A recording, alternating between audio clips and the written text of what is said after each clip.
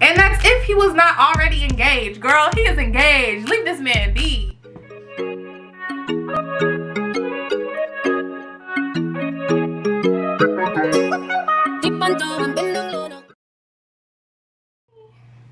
Hey, it's FineGirl Dime, and don't forget to like, comment, and subscribe for more content, okay? And if you are already subscribed, that means that you are already a fine girl. And welcome back, fine girls. Okay, so if you haven't already, go watch my breakdown video.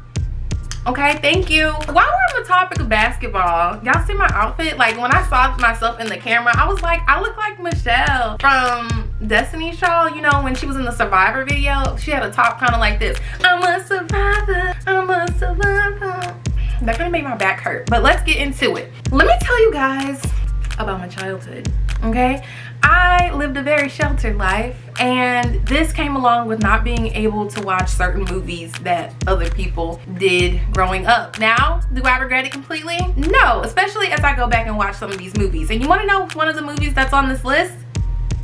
Love and Basketball. So let's talk about it. Well, growing up, there was, like I mentioned, movies I couldn't listen to, musicians I couldn't listen to, and I would hear my friends talk about them, and I'd be like, I'd be kind of interested. But of course, it's not like I went to their house like that, so I didn't watch the movie or listen to the music. Well, sometimes I had a radio, like a big boombox CD thing, so I could kind of listen to the radio and learn like the poppin' songs like that. But as far as like the movies, not so much. So I would hear my friends make Love and Basketball references, and of course I wouldn't get it because I didn't see the movie. But as a young adult with, you know, different streaming services, I decided recently, let's watch Love and Basketball. Let's see why people call it a cult classic. Oh, and before we start, let me know your thoughts on Love and Basketball. Let me know your thoughts on movies that are cult classics to black people, or cult classics in whichever group that you're in. So, you guys, I watched Love and Basketball, and here are my thoughts. So, if you haven't watched Love and Basketball, much like me,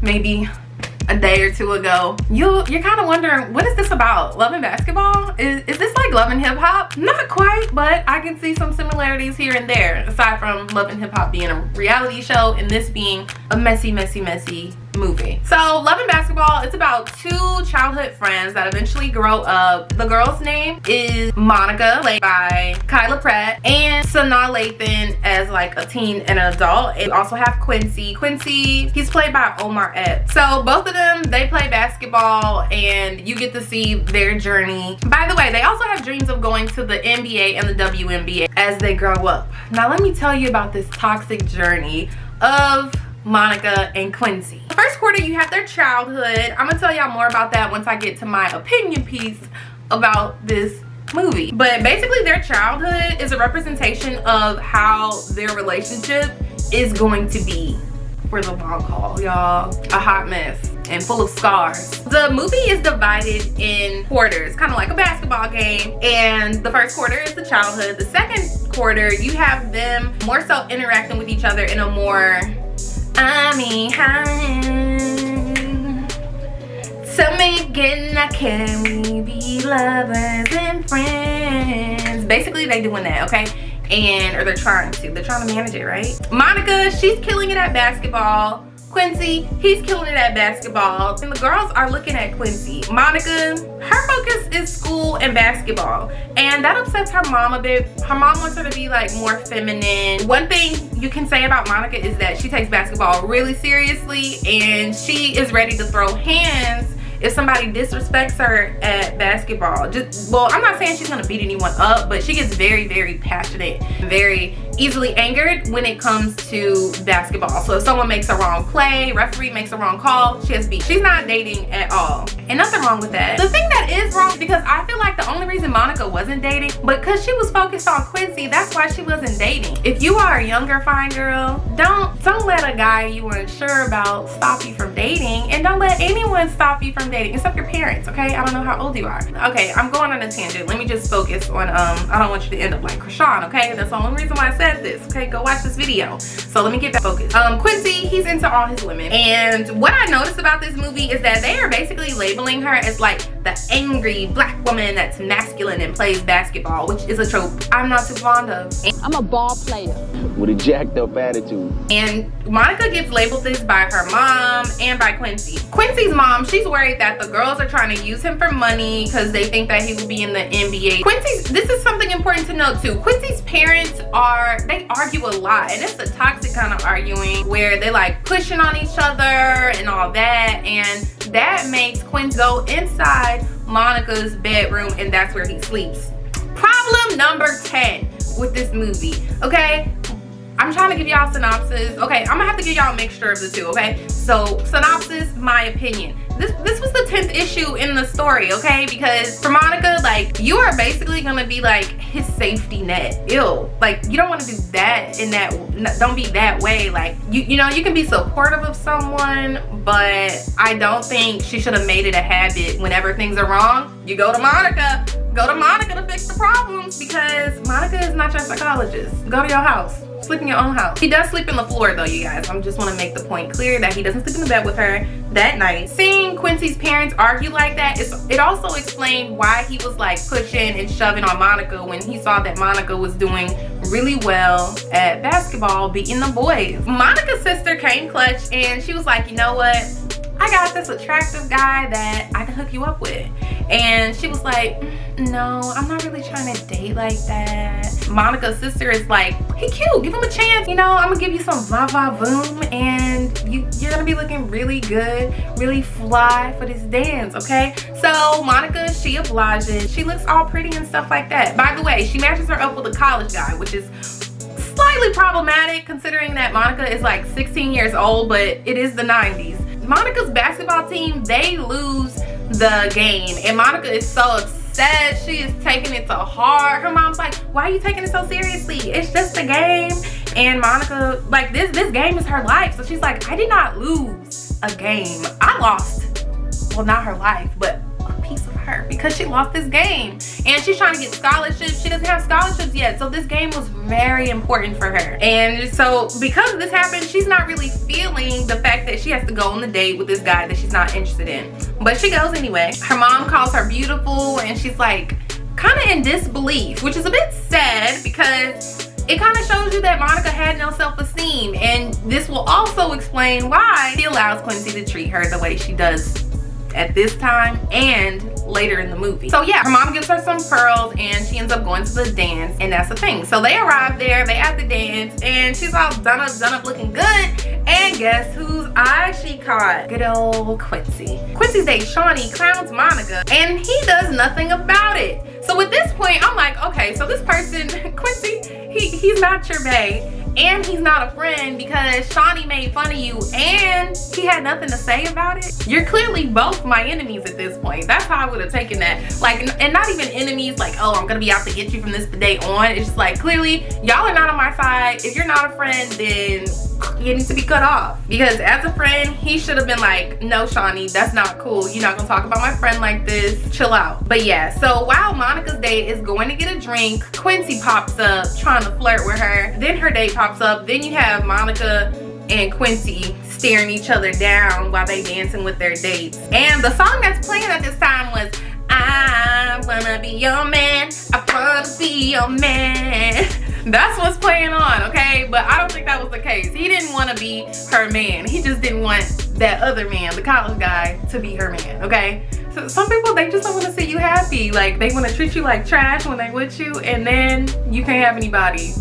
What a miserable life to live. At the end of the night, Shawnee told Quincy that he was dumb, so he all boo-hoo, boo-hoo, and now he wants to go where?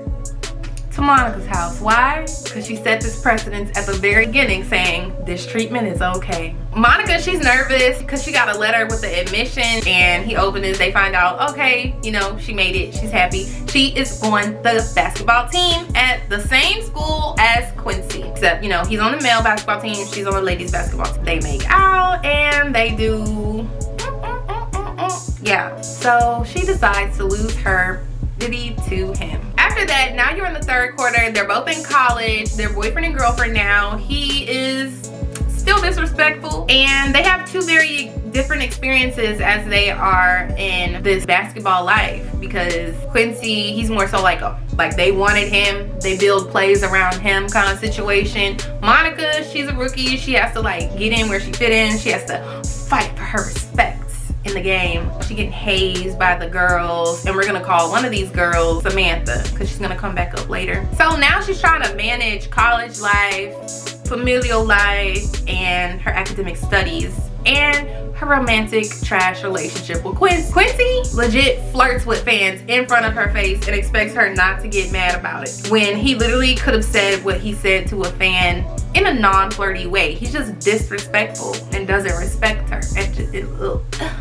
Sorry. Monica, she has a curfew that she has to follow for a basketball team for this time period, and he had the nerve to make her choose between basketball and her. I don't agree with many things that Monica did during this movie, but this is one where I could be like, you did the right thing, girl. And telling him no and going back in your dorm room to meet curfew is one where I could, because if the shoes were on the other foot, Quincy would not have skipped his curfew for you. Quincy, he decides to thrive in his F-boyery when his dad cheated on his mom and made a baby potentially. Now, Quincy was always an F-boy, but now he used this as an excuse to just exude the maximum capacity of F-boyery. Monica basically finds out he was cheating on her, and then he tries to blame the fact that Monica was focused on basketball, her career, as the reason why he was cheating. Like, this was gonna cheat regardless. He was gonna cheat regardless. So at this point,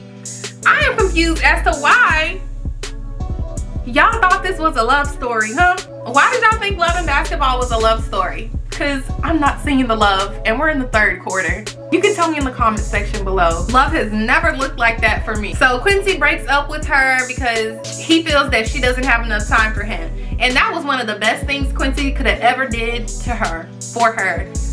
Sometimes, you know, when people break up with you, it's not necessarily a bad thing. It's freeing you.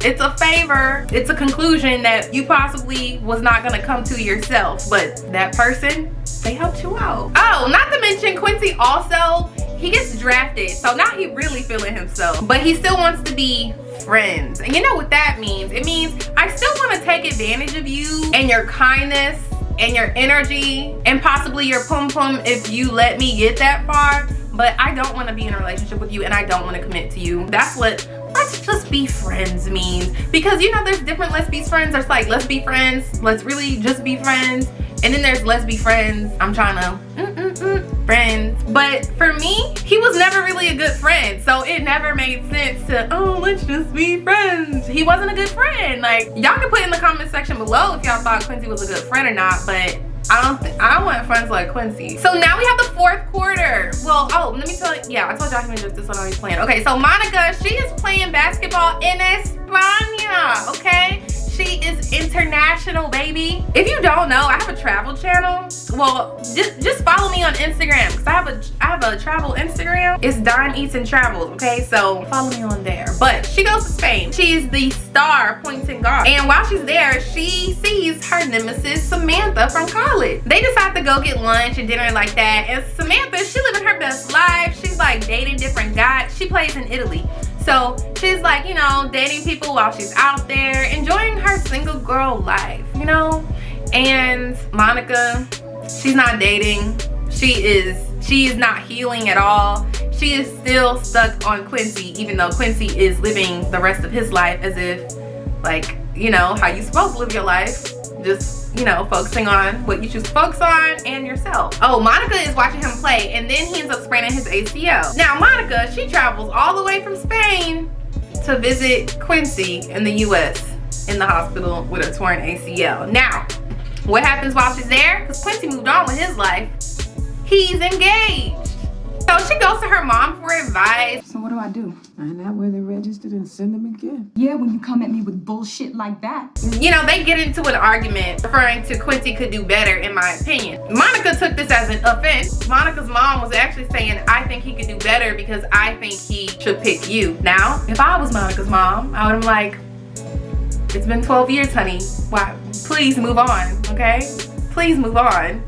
Please move on. He did not treat you right, okay? He was not even a good friend, but that's just me, okay? Monica's mom wanted her, I don't know what you wanted her to do, but you're gonna hear what Monica did, okay? And my thoughts on it. Monica tells him 2 weeks before he's supposed to get married that she liked him and loved him still, okay? She loves him. So now he's mad at her her again. And then he tells her, oh, you think the sun sets and rises upon your beep, A-word. If anything, Quincy thought the sun and moon rose upon his bum. Because now, you know, he tore his ACL. He may not be able to play basketball anymore. And now he's using her as an emotional punching bag like he did before. When they were younger, what did he do? Punch her because he was losing. When he was mad about his dad, when his parents get in a fight, okay, he used her. He goes to her house to get away from them, his parents. Then you have another time. He feels like she wasn't giving him attention. What does he do? Use that emotional punching bag. This is why he cheated. And now he's doing it again. Girl, do you want the rest of your life to look like this, an emotional punching bag? No. I don't think people are ready. I don't know. I'm an acquired taste, okay? I don't think everyone is able to be friends with me because I am very honest. Granted, I only tell you this stuff if you ask me. So if you don't ask me, I'll keep it to myself. Now, if you ask me, this is what you're gonna get. So be ready. I don't know. If his feelings weren't reciprocated, he could have just said that, okay? He didn't have to say, oh, you think this rises in upon your butt. He later says that he is okay with playing basketball to find out if they should be together. Now, they play, she loses, so according to their terms, he would not get married. Now, but he wins, so that means that he does get married. But here's the thing, he decides to say, let's play another game. All or nothing. All right, that's not what you're supposed to be doing. Because as you see again, Monica is trying to fight for his love when really he should be working to get you, not you working to get him. He should be working for your heart. And that's if he was not already engaged. Girl, he is engaged. Leave this man be. So once he wins, they start making out, all that stuff. I'm disgusted at this point. And Monica continues playing basketball and Quincy is in the seats watching her play basketball. Okay, he's a stay-at-home dad, you guys. Just kidding. I don't know if he's a stay-at-home dad, but that was that. So let me tell you why I think this is problematic, okay? If you didn't hear it throughout the synopsis why I thought it was problematic, let me tell you even more so, okay? I'm gonna tell you some things that I liked, okay? I like that Monica and her sister, they had a two-family household that seemed to be more positive, especially compared to Quincy's. Like, he had a mom and dad household, but his dad was very one of those like, oh, I'm an alpha male kind of males. His dad stepped out, so you know, that's one thing, and made a baby. Like, not only did you step out, but you made a baby, so you're irresponsible. Yeah, so I'm not saying that Monica's household was, you know, perfect either, but parents were a bit more of a harmonious pair as opposed to Quincy and his parents. I like how they spotted black women being abroad, because as I mentioned in my other story time, or as I mentioned in my other commentary, that like I love traveling as a kid, and let's say I was allowed to watch this as a kid, it would have been cool to see like, oh, black women going here, here, here, and all that stuff. I also like how it showed how black women were treated in different countries. Samantha, you know, she was dating while she was in different countries, so it's like a different experience for her. I love how they casted Kyla Pratt. Kyla Pratt is one of my faves. And Sanaa Lathan, also one of my faves. I love how they casted the both of them. Now, what I don't like. The beginning of this video, the first quarter, the first 12 minutes of the movie, like I mentioned before, it's basically how their adult life goes. Like, if I could watch the first 12 minutes and put it down and be like, I was literally like, I know how this is gonna go. They calling little Kyla Pratt, Monica, dehumanizing names when they're talking about her. Like, I know, like, okay, kids call each other's names, but I think it's also important to realize what names kids are calling other kids, okay? Don't just like, oh, well, kids make fun of kids. No, pay attention to those names that kids are calling other kids, okay?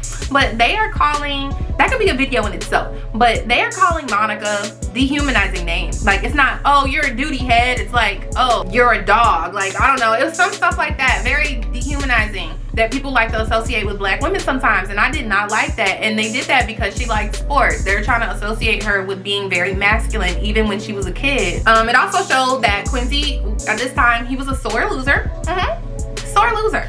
And honestly, even though she went to the WNBA and she's doing well, he seemed like the type of guy that would be jealous of her success. And you have to be aware of that. You do not want a guy that's jealous of your success. Because honestly, I think that's what's going on with the Blueface and Krishan video. Watch that. because let me focus. I have ADHD, so I need bullet points to keep me focused. Quincy's dad is very red pill. Quincy, he gets mad whenever little Quincy gets mad whenever little Monica disagrees with him and will call Monica stupid or call her ugly, and he even gives her a scar. Like we mentioned before, he gives her a scar. Quincy pushes her, Monica pushes him back. Yeah, it just started off toxic. It really started off topic. I mean off topic. It really started off toxic.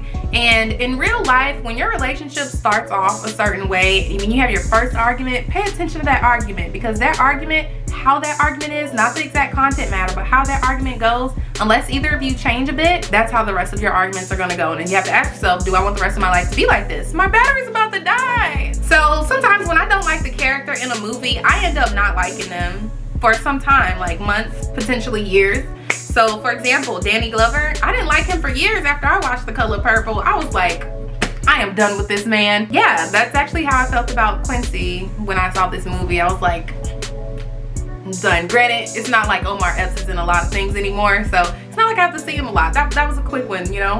I told you guys what I think you should do instead if you're in a situation like that. If you tell me your thoughts on Love and Basketball. Have you seen it before? Have you ever wanted to see it? What were your friends' thoughts when you were growing up looking at this movie? Because I don't know why y'all thought that was a love story.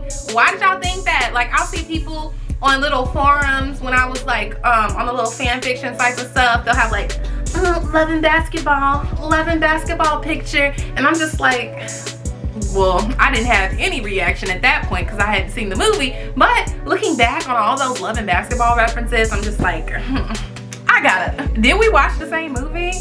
Did we?